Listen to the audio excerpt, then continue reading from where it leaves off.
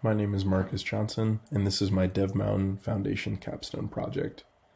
So the project that I've actually created here is a listing website for car enthusiasts where they can actually join a community and post their own listings of their vehicle or check out other listings created by other users.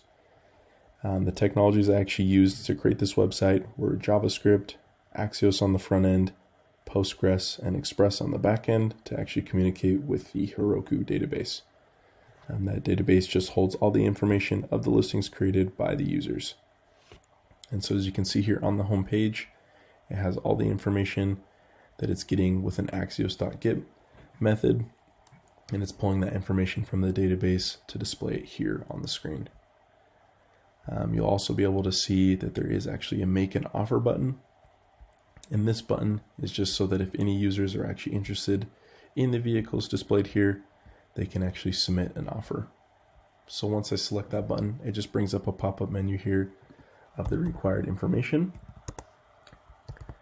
And so once they actually enter in this information, they can either submit the offer, or if they change their mind, they can always just cancel. And so once the offer is actually submitted, it just lets the user know that it's been submitted, and it sends that information back to the database. If the user is also interested in actually creating their own listing, they can head over to the actual create listing here, and this will just be a form of all the required information to submit a new listing. And as I was creating this, I had a real difficulty in actually making sure that all the information was displayed how I wanted it to. And so that took some time with actual CSS and manipulating the actual information here.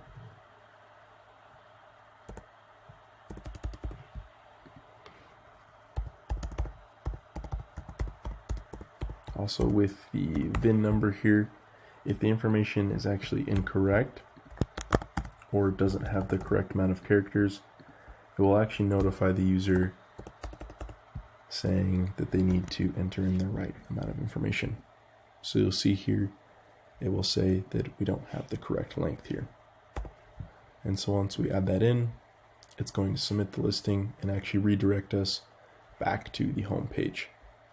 And from here, you'll actually be able to see here at the bottom the listing that was just created by the user.